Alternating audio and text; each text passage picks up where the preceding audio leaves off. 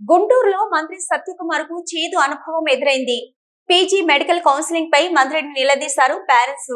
Fee final కాకుండా counselling ఎలా నిర్వహిస్తారని మంత్రిని నిలదీయడంతో సమాధానం చెప్పకుండా వెనుదిరిగారు మంత్రి సత్యకుమార్.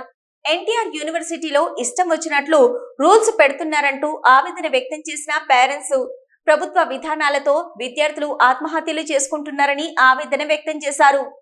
ఇప్పుడు ప్రతి స్టేజీలో కూడా ఒక్కొక్క రూల్ వాళ్ళు ఇష్టం వచ్చినట్టుగా మంత్రి గారికి కానీ ప్రిన్సిపల్ సెక్రటరీకి కానీ ఎవరికి సంబంధం లేకుండా ఎవరికి ఇన్ఫర్మేషన్ ఇవ్వకుండా వాళ్ళ ఇష్ట రాజరీతిలో ఎన్టీఆర్ యూనివర్సిటీ వాళ్ళు కౌన్సిలింగ్ కండక్ట్ చేస్తున్నారు. ఇవాళ ముఖ్యమంత్రి గారు చెప్పినట్లుగా ఒకవైపున విద్య, మరోవైపున వైద్య విద్య అని గట్టిగా చెప్తూ ఉన్నారు.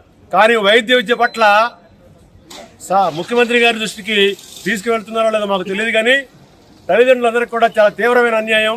పిల్లల్ని మనోవేదన చేస్తూ సూసైడ్ చేసేటువంటి పరిస్థితిని కౌన్సిలింగ్ నడిపిస్తూ ఉన్నారు.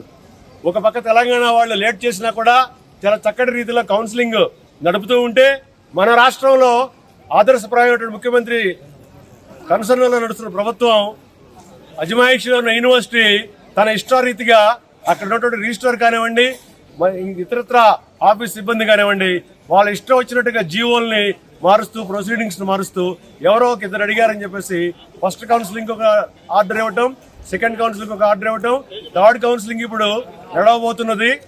ఆల్ ఇండియా కౌన్సిలింగ్ లో ఇంకా స్టార్ట్ చేయలేదు. వాళ్ళు ఆల్ ఇండియా కౌన్సిలింగ్ అయిపోయిన తర్వాత మూడో రౌండ్ ని మన స్టేట్ లో థర్డ్ కౌన్సిలింగ్ స్టార్ట్ చేయాలి. అది చేయకుండానే ఫ్రీ ఎగ్జిట్ అని చెప్పేసి ఒకటి ఉంటుంది. దాన్ని ఈ రోజు ఉదయం నుంచి సోమవారం ఉదయానికల్లా క్లోజ్ చేస్తూ ఉంటున్నారు. ఇలా క్లోజ్ చేస్తే ఆల్ ఇండియా కౌన్సిలింగ్ లో ఆంధ్ర రాష్ట్రానికి కావాల్సిన సీట్లని పిల్లలు కోరుకునే విధంగా ఉన్నటువంటి అవకాశాన్ని పోగొట్టుకుంటారు.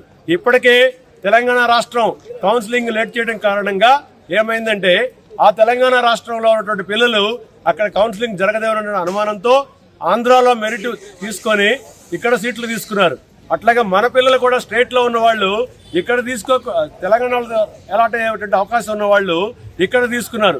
దానివల్ల ఆంధ్ర రాష్ట్రం ఇవాళ కొత్తగా ఏర్పడే రాష్ట్రంలో చాలా సమస్యలు ఉన్నాయి.